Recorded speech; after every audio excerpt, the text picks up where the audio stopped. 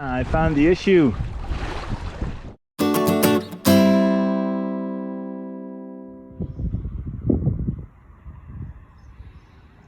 We have everything prepared for our third solo trip, except for the wind vane, because that's stuck because a big bird sat on it.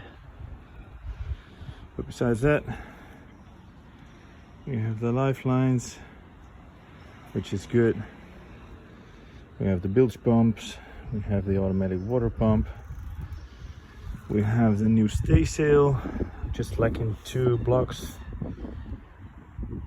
Yeah, we're ready. And I'm ready. So let's do this. Yeah, well, almost ready. That is. Welcome back to another episode of Sailing Wind Rose from within Wind Rose in the Settee again. Raining cats and dog outside, so good time to do some vlogging. This episode is all about testing. As you might have seen, is I am preparing to go solo, but there is a difference between can you actually do it and do you actually like it. So I will be talking a lot about, do I actually like it or do I fear sailing a little bit? Besides that, I'm also going to have a look into the wind pilot. Can I actually use the wind pilot under engine? I will be testing, can I actually go into a harbor with a pretty strong crosswind? And last but not least, how is it if you meet friends in a distant harbor? So a lot of testing and a lot of trying and a lot of feeling and a bit of honesty. Let's see how it feels when you exit the lock and you are about to go sailing. Am I then excited? Jongen, dat gevoel nu. Fantastisch. Kijk nou. Kijk nou gewoon. Oh. Dit is wat je moet voelen. Niks geeft die angst, jongen. Kijk nou wat mooi. Heerlijk. Hier. Wat een weer. Wat een weer, joh. Wordt echt geweldig. Wordt echt geweldig. Super. Super. Heerlijk. I think that's a good start. Another good start was about to happen with the wind vane. I am on the autopilot, the wind vane, and I am I'm having a following wind, but the engine is on, so I don't have any sail, so I'm on engine and I'm checking whether or not I'm keeping course. And up till now it seems to keep course, well, quite nice. I'm at about 180 degrees, which is exactly what it should be, I think. Let me check. Yeah, so this works. So I can use the engine and the wind vane. I do see quite some turbulence on the rudder shaft, but nothing major. So it also means that I could adjust the steering with a helmsman that I would connect over there. So somewhere maybe over there on that, so that I don't use the wind vane, but I just use the auto steer, so I can actually set the course with changing winds or no wind. So that's quite interesting indeed. If you are under engine and for instance there is no wind, the autopilot cannot steer. So apparently you can buy a Helms autopilot, an electric one, for instance a Remarine, and install that on the wind vane to steer on a certain course, which obviously greatly helps because then you don't have to steer the boat yourself. So this is one of the bigger tests, and the test is, will it actually go into the wind in a straight line on engine? And that's even better because we're almost laying still, so I'm going to heave the sail, see what it happens.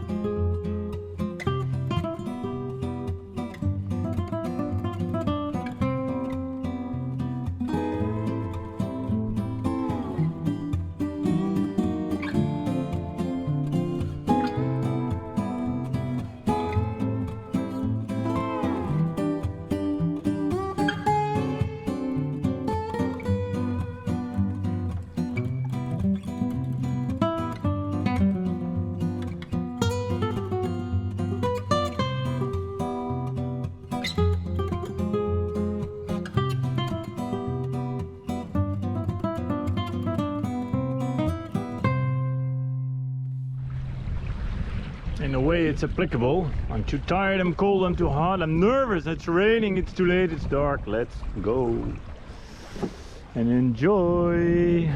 What a lovely weather. So we have following wind. We're doing a 6 through water and we're having 8.5 knots of wind indicated, and I think it's apparent wind, which basically means it's 12-13 knots, which is perfect. We have sun, just like some ginger tea, but as we're on autopilot, I think I'm gonna get that and make a nice cup of tea. Interesting phenomenon.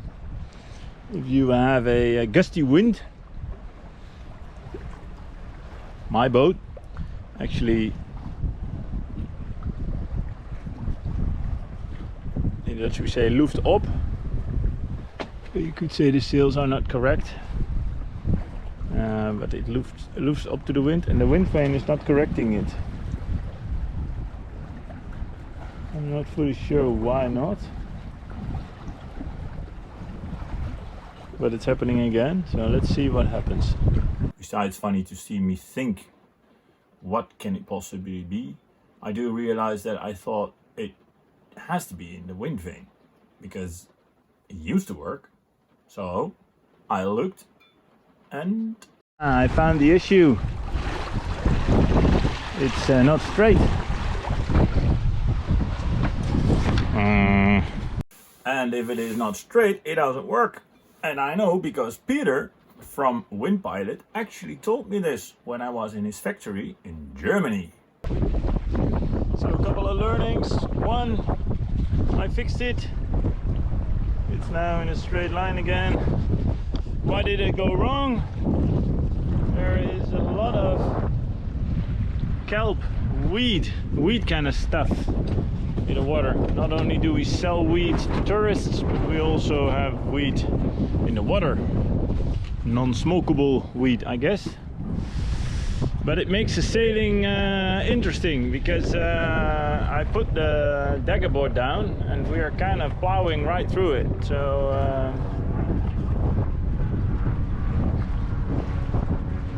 you have plenty of wind, but no speed. And that's now also the course, but can't make a lot of height in this situation. So that's interesting.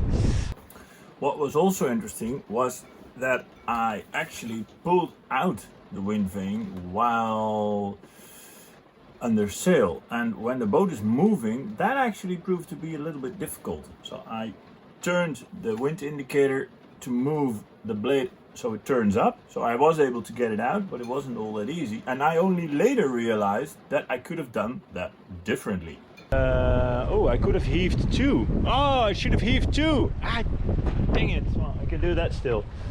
Next up, I want to go make a tack, and then after the tack, reef the main.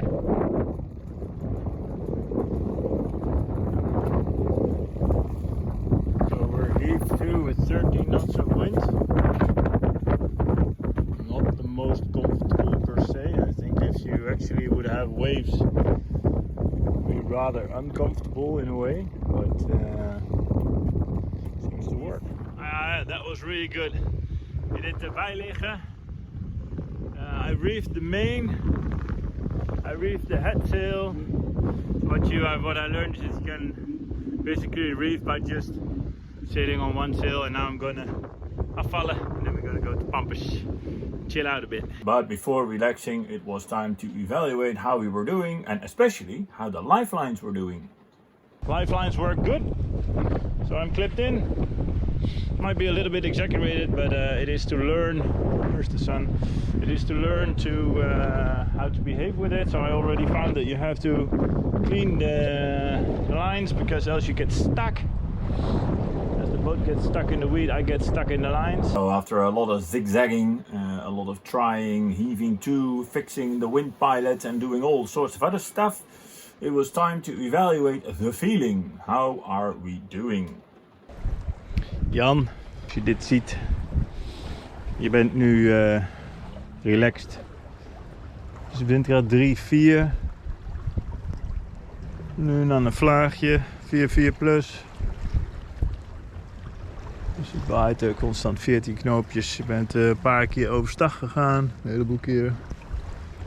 Lekker gekruist voor Eiburg. Nu op weg naar Volendam. Het gaat hartstikke goed. En zelfs als er meer golfslag of meer wind zou staan, gaat het ook hartstikke goed. Dus je bent aan het genieten en dat is fijn. En het zou goed zijn om dit filmpje af en toe eens te kijken. What I realized when watching this video was that fear is actually a strong driver for buying stuff. And I thought, nah, is it? So I looked it up in the internet and I found the following piece of text. Let me quote. Fear is everywhere when it comes to business. Fear of loss, fear of missing out, fear of your competitors leaving you flat in the dust. This is also why it makes a highly effective sales strategy. Why?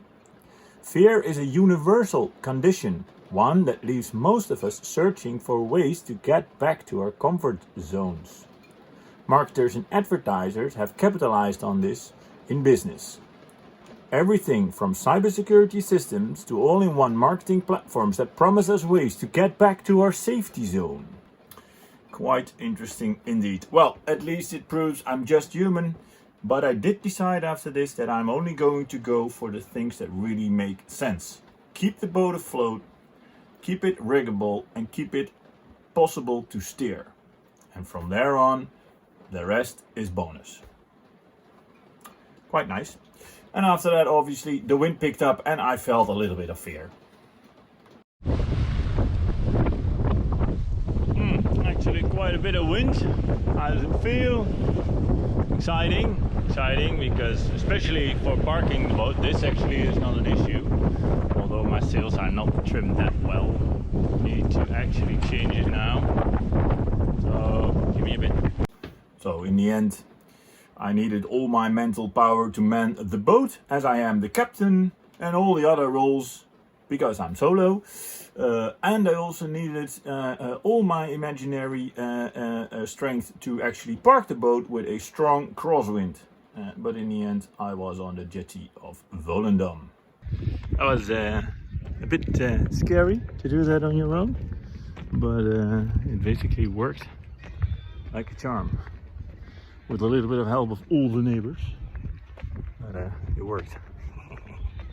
It was blowing 4.5, 5-ish, and it was gusting 5.5, 6-ish.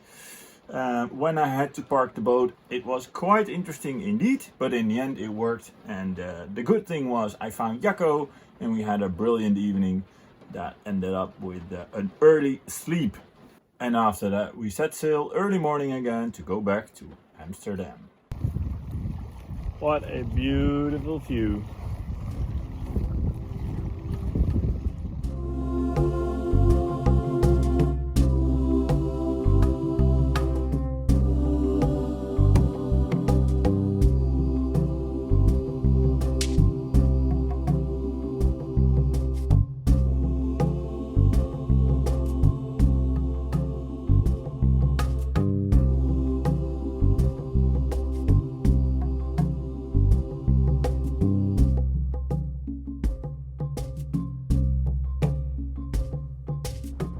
Something rather intriguing, and that is that the boat prefers to steer itself, so it keeps its own heading in the wind. I locked the rudder, and with the sails it just keeps course. So we're now having gusty wind.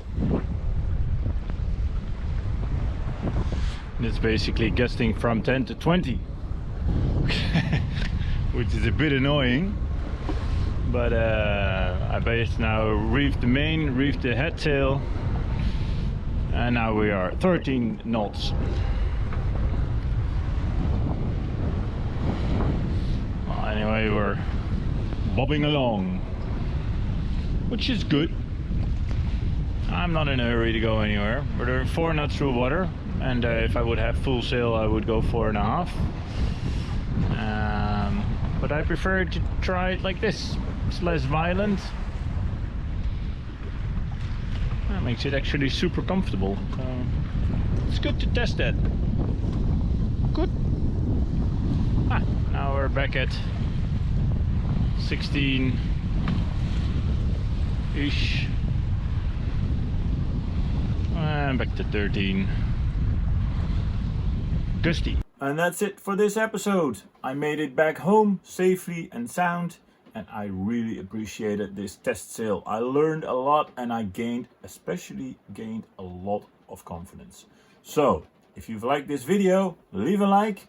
If you want to know how we are continuing, hit subscribe. And if you want to leave a comment, I would really like that as well. So, hope to see you next time in the next episode, where we are going to fix probably a hydraulic pump that I might have wrecked while reversing the boat.